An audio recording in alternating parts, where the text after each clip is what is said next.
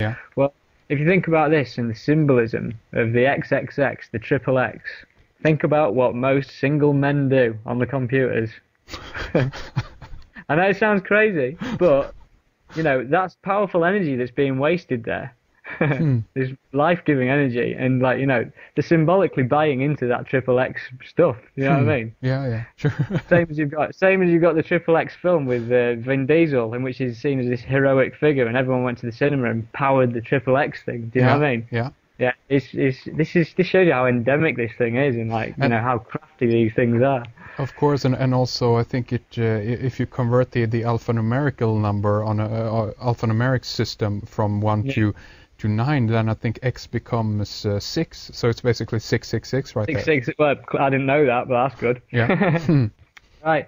So next thing on, moving into William yet again, more stuff to do with him. It turned out a few months ago that he'd been made the 1,000th member of the Order of the Garter. Now, he's actually the 999th member of the Order of Garter, but they changed it to 1,000 because of someone, you know, not being registered or something on the official log. But as you will know, the Order of the Garter is the parent organisation of Freemasonry. Yeah. Right. So if you think about that situation that we've got there, what are the chances that Prince William, if they hadn't pre-planned this, would happen to be the 1,000th member? I.e., you know, in the chronology of events, it just so happened that he was bang on the 1,000th member. And that's also could be interpreted as the 1,000 points of lights. I don't know if you heard about that. I don't know about that. No, that's new to me. Yeah. Okay, continue. Yeah. Yeah, but do you know what I mean? It's quite a hard coincidence to fall upon that it'd be the 1,000th member in, you know, as it happens. Of course. But then go on further on again. Did you come across the Prince William received his wings news all over Sky News and stuff recently? I don't know if you came across that. Basically, he's been in the RAF, he's been doing his duties, and there's all the RAF symbolism flying everywhere at the moment. They're trying to get everyone into the armed forces by giving everyone a bank holiday for Armed Forces Day, you know what I mean? Let's keep the war going, guys. Yeah. But essentially, with the RAF, he said he received his wings. And if you look at the symbolism of the RAF wings, and the RAF, basically, when you don't have your wings, the RAF is, the logo is the RAF in a, you know, a circle of, I can't remember the name for it, a wreath, like a circle wreath. Okay, yeah. So if you imagine that as the Egyptian sun disk for Horus, and then when all of a sudden they say he's got his wings, they put these wings on the RAF sun disk, and it makes it exactly the same as the Horus sun disk with wings. There we go.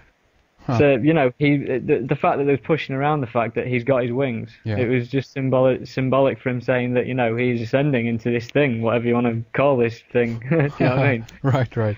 But, I mean, here I am again saying that Prince William is, as I said, with the Dan Brown book and the Da Vinci Code and everything that goes with it, they're trying to get the masses to believe that there's a lost bloodline of Jesus Christ, and there might be. But what I'm saying is they're trying to get everyone to accept that. And so when Dan Brown's book, which was a terrible book, written really badly, but obviously interesting story, when everyone from, you know, like your 60-year-old woman who like doesn't get out much to your Benidorm crew or whatever in Spain, when they were all like running around reading this book going on about it, they were all having the seed implanted in their head that there's a lost bloodline to Jesus Christ. Yeah.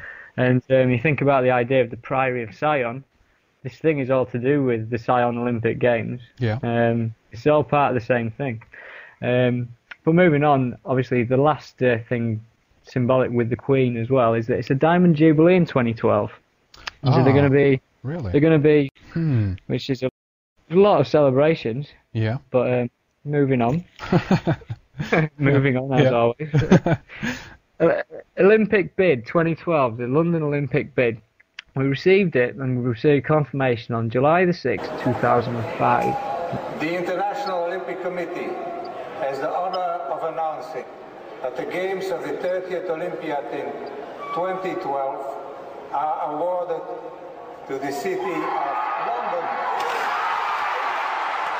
London. The day after was the 7/7 bombings of London, but on that particular day, everyone, the news would have us believe, was full of like positive energy that Great Britain had won the Olympic Games. I mean, I think there's probably only about 2% who were bothered about it, but the media would obviously tell you that everyone was, you know, going out and getting drunk about it, but essentially no. Yeah. But what they didn't tell you, and it's been covered up by the news, but it's on the internet, but it never got covered in News 24 or whatever you watch. Basically, on the same day that London bid was won for the Olympic Games, right, there was a huge, well, I don't know what you want to call it, massacre on the island of Haiti, in which 24 people confirmed dead after more than 300 heavily armed UN troops carried out a major pre-dawn military raid in Cité Soleil. So what happened was the UN troops, which is supposed to be a peacekeeping force, not something that goes out and actually, does stakeout operations on drugs barons. Yeah. They did this pre-dawn military raid in which they killed 24 innocent people, right? And there's a lot of people looking into this. But what is symbolic is the place where it was. It was in Cité Soleil, which is Sun City, right? Yeah. Gets even weirder. It's one of the poorest communities in Haiti. It's one of the poorest communities in the Northern Hemisphere. It's got endemic AIDS, poverty, everything. People are starving in this place because of the way that it's, essentially it's been crippled by the power structure. Yeah. But basically, it's one of the poorest communities, as I've said, and it's in a place called Port-au-Prince. So it's Prince, Port, Sun City. On the same day the Olympic bid was won. Yeah. So what I'm saying is that symbolically you've got Prince and Sun, and then you've got this thing that I've connected with Prince William.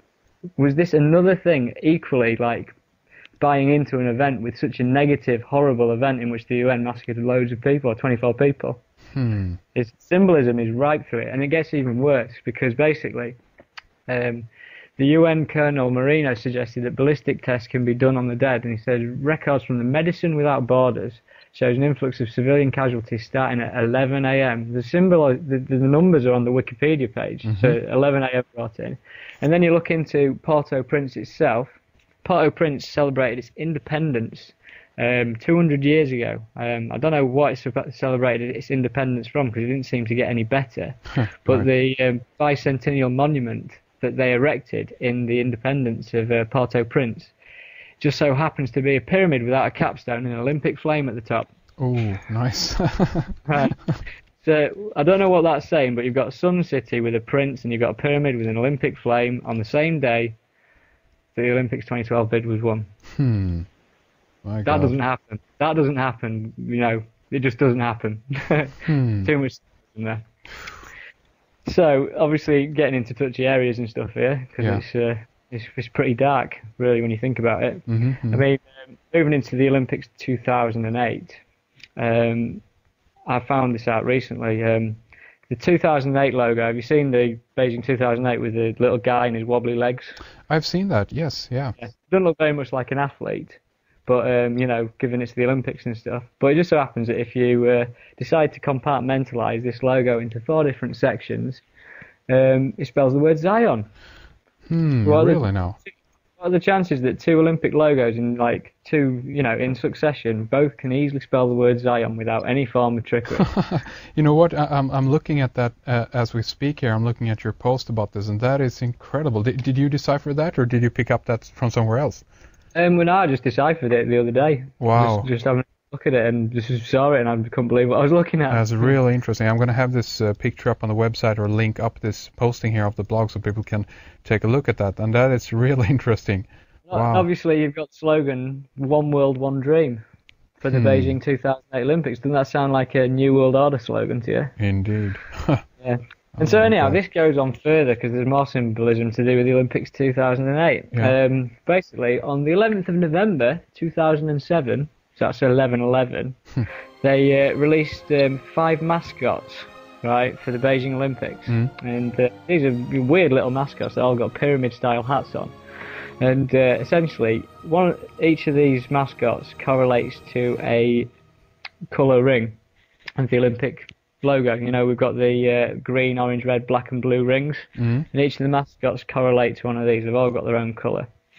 And essentially, what you're looking at here is... if you take it back to the Mayan calendar, and you've got the 26,000 year cycle, and essentially the Mayans believed that within that cycle there was 5 separate cycles of 5,150 years. I can't remember off the top of my head. Yeah. But basically they stated that at the end of each world Um,